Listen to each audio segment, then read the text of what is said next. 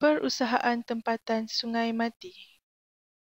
Perusahaan yang kami pilih untuk PID Sungai Mati ialah perusahaan yang berasaskan makanan iaitu rempah ratus dan kuih muih. Perusahaan ini diusahakan oleh Puan Muhayyar binti Musa. Perusahaan beliau diberi nama My Kaya Enterprise. Perusahaan ini beroperasi di Serum Tiga Panggung Sungai Mati iaitu di rumah beliau sendiri. Perusahaan utama yang diusahakan oleh My Kaya Enterprise ialah perusahaan rempah ratus. Pelbagai jenis produk rempah yang dihasilkan. Ianya seperti rempah biryani, rempah kurma, rempah sup, rempah kari dan juga garam kunyit iaitu kunyit basah segera. Perusahaan yang dijalankan adalah secara kecil-kecilan dan produk rempah yang dipasarkan adalah di sekitar Pekan Sungai Mati. Namun, produk rempah beliau juga pernah menerima tempahan sehingga ke Kuala Lumpur, terutamanya pada musim-musim cuti sekolah dan hari perayaan. Perusahaan beliau merupakan satu-satunya perusahaan Bumiputra yang menghasilkan rempah dan seterusnya dapat dipasarkan di sekitar Sungai Mati. Untuk menghasilkan produk rempah, beliau mendapatkan bahan-bahan mentah seperti ketumbar, jintan manis, jintan putih dan lain-lain lagi daripada pembekal-pembekal yang terdapat di sekitar Sungai Mati.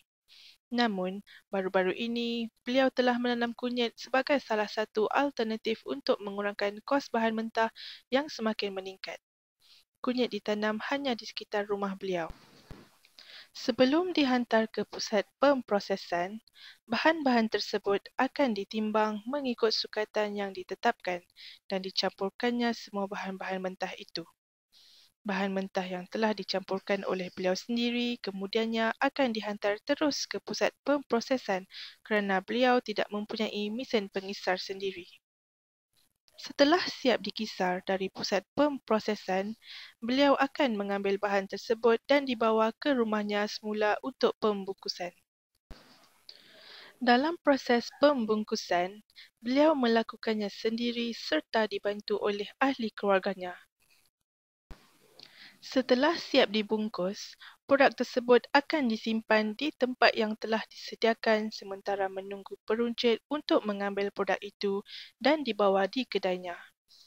Selain itu juga, beliau akan menghantar sendiri produk beliau di kedai-kedai di sekitar kawasan Sungai Mati. Beliau juga menerima tempahan rempah dari komuniti di sekitar Sungai Mati dan juga dari pihak luar seperti dari Johor Bahru dan Kuala Lumpur. Perusahaan kedua yang dijalankan oleh My Kaya Enterprise ialah perusahaan kuih muih. Perusahaan ini dijalankan khusus pada waktu-waktu perayaan sahaja, iaitu seperti Hari Raya Aidilfitri, Aidiladha dan Tahun Baru Cina.